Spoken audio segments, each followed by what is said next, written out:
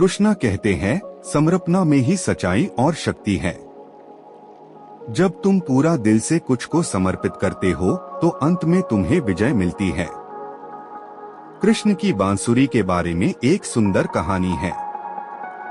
हम सब जानते हैं कि कृष्ण सदा अपने हाथ में बांसुरी पकड़ते हैं। वास्तव में इसके पीछे एक विख्यात कहानी है। हर रोज कृष्ण बगीचे में जाकर सभी पौधों से कहते थे, मैं तुमसे प्रेम करता हूँ। यह सुनकर सभी पौधे अत्यधिक प्रसन्न होते थे और जवाब में वे कृष्ण से कहते थे, कृष्ण, हम भी आपसे प्रेम करते हैं। एक दिन अचानक तेजी से दौड़ते हुए कृष्ण बगीचे में आए और सीधे बांस के वृक्ष के पास गए। वृक्ष ने कृष्ण से पूछा, कृष्ण, क्या बात है? कृष्ण ने कहा, यद्यपि यह बहुत मुश्किल है परंतु मुझे तुमसे कुछ पूछना है। बांस ने कहा, आप मुझे बताइए। यदि संभव होगा तो मैं अवश्य आपकी सहायता करूंगा। इस पर कृष्ण बोले, मुझे तुम्हारा जीवन चाहिए, मैं तुम्हें काटना चाहता हूँ। बांस ने क्षण भर के लिए सोचा और फिर बोला, आपके पास कोई अन्य विकल्प नहीं है क्या? दूसरा कोई रास्ता नहीं है? कृष्ण बोले, नहीं, बस यही एक रास्ता है। बांस ने कहा, ठीक है, मैं स्वयं को आपको समर्पित करता हूँ। जब कृष्ण बांस को काटकर उसमें छेद कर रहे थे तब बांस दर्द से चिल्ला रहा था, क्योंकि छेद बनाने से बांस को बहुत पीड़ा हो रही थी।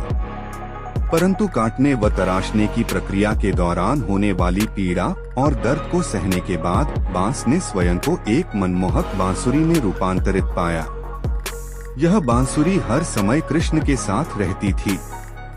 इस बांसुरी से गोपियां भी ईर्ष्या करती थीं।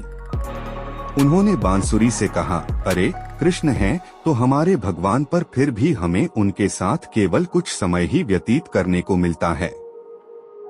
वह तुम्हारे साथ ही सोते हैं और तुम्हारे साथ ही उठते हैं। तुम हर समय उनके साथ रहती हो। एक दिन उन्होंने बांसुरी से पूछा, हमें इसका रहस्य बताओ। क्या कारण है कि भगवान कृष्ण तुम्हें इतना संजोकर रखते हैं? बांसुरी ने उत्तर दिया, इसका रहस्य यह है कि मैं अंदर से खोखली हूँ और मेरा अपना कोई अस्तित्व नहीं है। सही मायने में आत्मसमर्पण इसी को कहते हैं, जहाँ भगवान आपके साथ जैसा वह चाहे वैसा कर सकते हैं। इसके लिए आपको डरने की जरूरत नहीं है, केवल स्वयं को पूर्णतया समर्पित करने की आवश्यकता है। वास्तविकता में आप कौन हैं? आप प्रभु का ही स्वरूप हैं। सीख, ईश्वर को पता है कि हमारे लिए क्या सर्वोत्तम है।